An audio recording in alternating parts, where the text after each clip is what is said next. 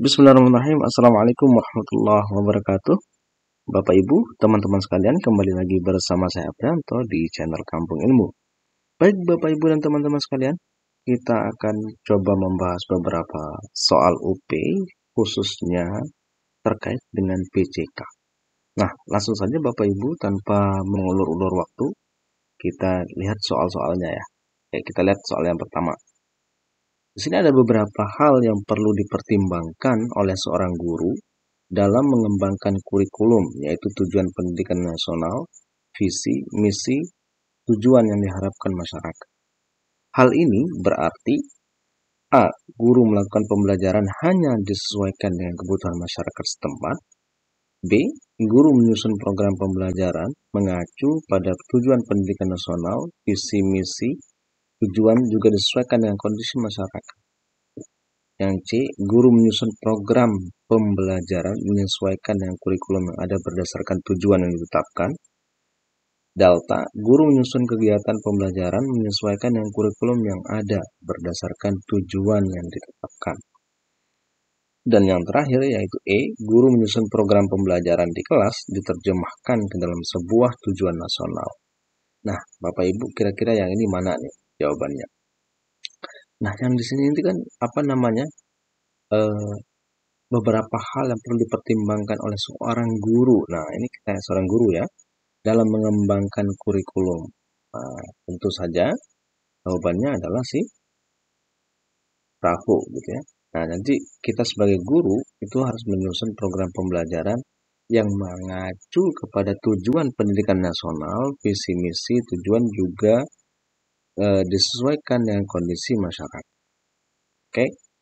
Nah, kita lihat soal nomor 2. Di bawah ini merupakan kajian pokok implementasi kurikulum kecuali. Oke. Kajian pokok implementasi kurikulum ya, Bapak Ibu ya. Yang A, evaluasi proses yang dilaksanakan. B, merancang dokumen kurikulum. C, melaksanakan pembelajaran. D, pengembangan kurikulum. Yang E, merancang evaluasi pembelajaran yang dilaksanakan. Nah, yang mana nih kira-kira yang bukan merupakan kajian pokok implementasi kurikulum?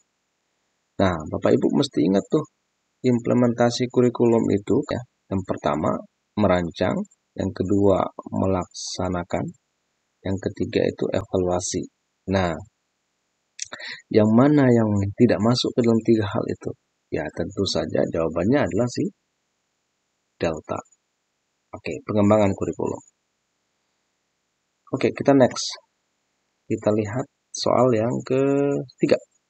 Oke, berikut ini termasuk kategori keterampilan khusus yang memerlukan pengambilan keputusan yang diperlukan dalam belajar mandiri. Oke, lihat ini highlightnya adalah belajar mandiri ini Bapak Ibu. Nah, A, keterampilan menetapkan tujuan belajar. B, keterampilan menerjemahkan dan memahami bahan tertulis. C, kemampuan merumuskan tujuan pembelajaran. D, keterampilan memproses dan mengolah informasi. Dan yang E, kemampuan merumuskan tujuan pembelajaran. Nah, yang mana kira-kira nih? Keterampilan khusus yang memerlukan pengambilan keputusan yang diperlukan dalam belajar mandiri. Nah, ceritanya kita mau belajar mandiri nih Bapak Ibu nih. Nah, apa keterampilan khusus yang perlu kita lakukan? Nah, saat kita belajar mandiri, tentu saja yang pertama yang harus kita lakukan adalah menetapkan tujuan belajar. Oke, jadi ini perlu kita punya keterampilan ini. Jadi jawabannya adalah si alfa, itu saja. Oke, ya kita lihat soal nomor 4. Soal nomor 4. Seorang guru terlihat diikuti oleh banyak peserta didik dimanapun berada. Oke, peserta didik tersebut penasaran dengan trik-trik baru dari guru. Guru menggunakan handphonenya untuk melacak benda dari logam yang terjauh. Oke, guru tersebut selain memesona, juga memiliki ciri guru abad 21 sebagai berikut. Nah, A, pandai berempati. B, humoris. C, canggih. D, membuat analogi. Dan E, terkini. Nah, Bapak Ibu, kata kuncinya adalah kita ini guru abad 21 gitu ya. Nah, guru abad 21 itu apa sih ciri-cirinya? Nah, salah satu ciri guru abad 21 adalah menguasai iptek, menguasai teknologi. Nah, menguasai teknologi itu kan berarti artinya si guru itu adalah si guru yang canggih saja. Kalau pandai berempati bukan ya, humoris juga bukan, membuat analogi juga termasuk, tapi dalam konteks ini guru abad 21 yang diinginkan adalah si canggih. Nah, nomor 5, berikut yang merupakan salah satu karakteristik dari model blended learning adalah A. Seluruh kegiatan diskusi dilaksanakan melalui sistem online. B. Guru memiliki peran yang dominan selama kegiatan pembelajaran. Charlie, siswa wajib menggunakan komputer selama kegiatan pembelajaran. Delta, siswa wajib menggunakan smartphone selama kegiatan pembelajaran. Dan yang E, adanya gabungan berbagai strategi dan gaya pembelajaran. Oke. Karakteristik dari model blended learning. Nah, blended learning itu apa ya Bapak Ibu ya? Jadi blended learning itu adalah belajar bauran, gabungan gitu ya. Gabungan antara model yang tatap muka langsung atau luring dengan yang daring.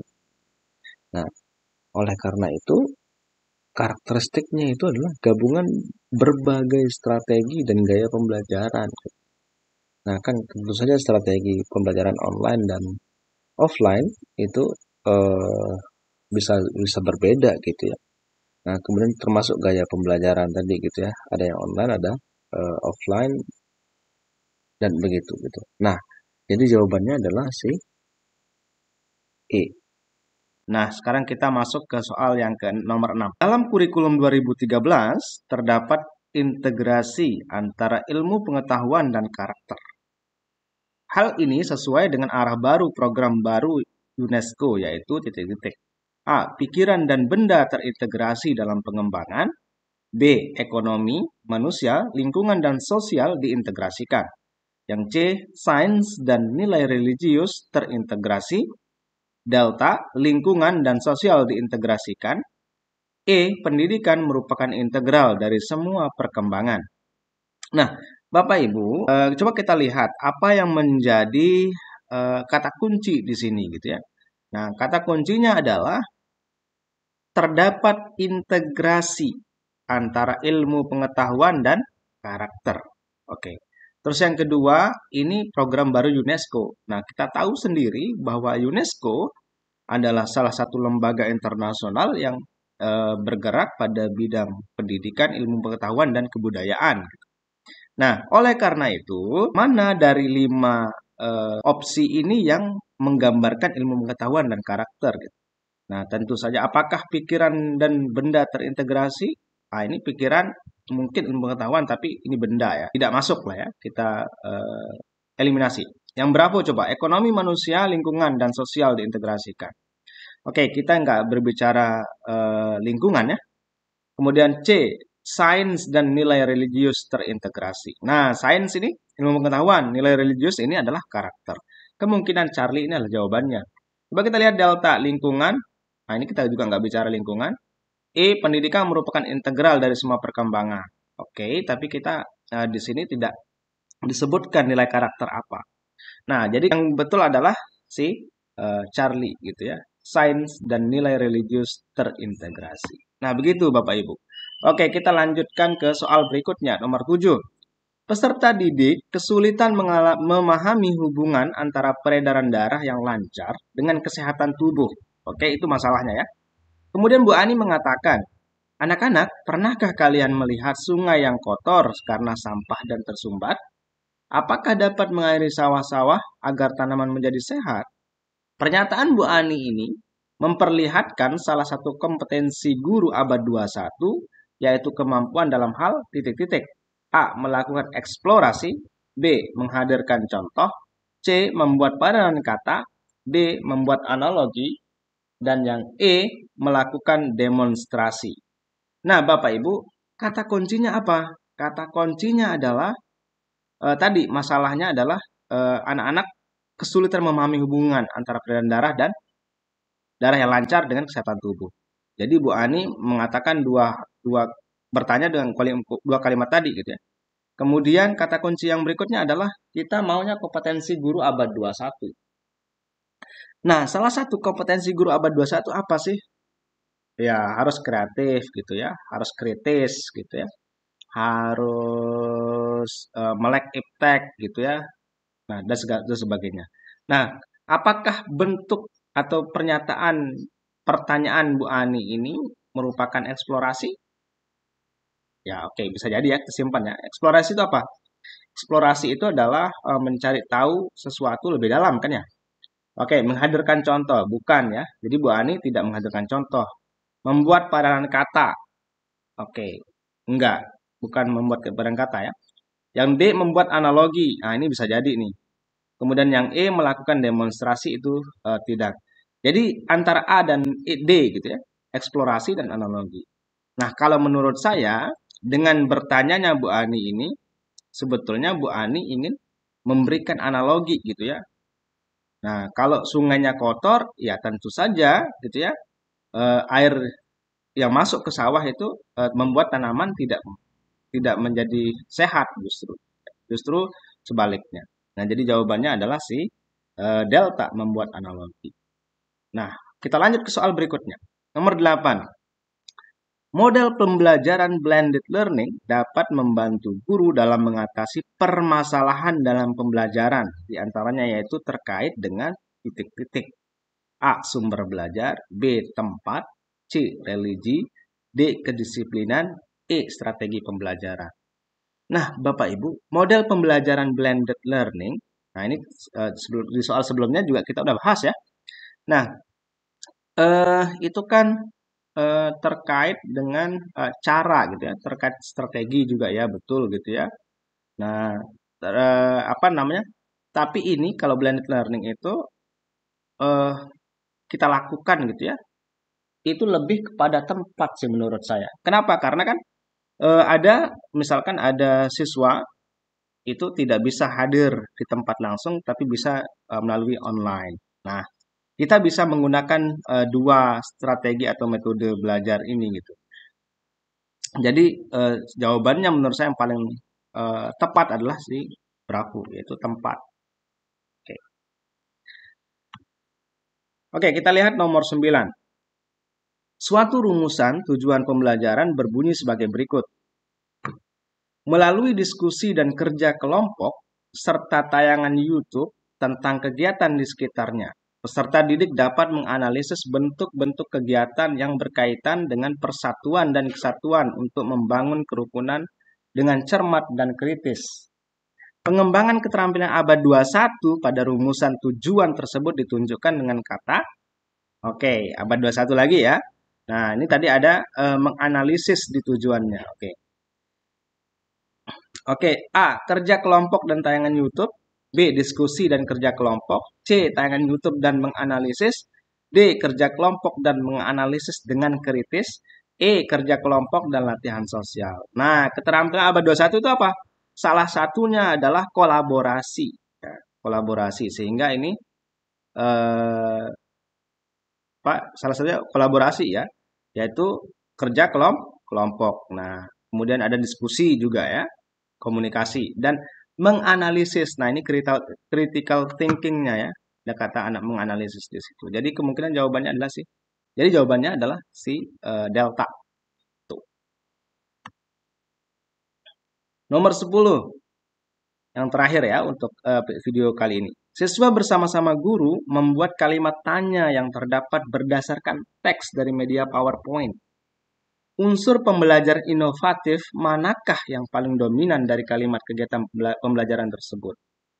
A. Keterampilan abad 21 C4, B. STEM, C. HOTS, D. TPACK, E. Communication. Nah, apa sih yang dilakukan gitu ya? Siswa bersama-sama dengan guru membuat kalimat tanya yang tepat berdasarkan teks dari media PowerPoint. Ini mengajukan pertanyaan ya. Ya, jadi jawabannya adalah si keterampilan abad 21 C4. Jadi C4 itu kan ada critical thinking, kemudian ada kreatif, ada communication, terus ada collaboration. Nah, collaboration itu bersiswa bersama-sama guru itu ya, kolaborasi, kemudian mengajukan pertanyaan atau membuat kalimat pertanyaan ini kan harus critical thinking di situ ada, kemudian communication karena harus bertanya gitu. Nah, jadi jawabannya adalah si alfa. Nah, Bapak Ibu, itu dia latihan kita pada kesempatan kali ini. Insya Allah kita akan lanjutkan pada video selanjutnya. Jangan lupa like, comment, and subscribe jika video ini bermanfaat bagi Bapak Ibu. Atau jangan lupa juga untuk di-share ke teman-teman kita yang lain barangkali yang lain membutuhkan. Terima kasih, sampai ketemu di video selanjutnya. Assalamualaikum warahmatullahi wabarakatuh.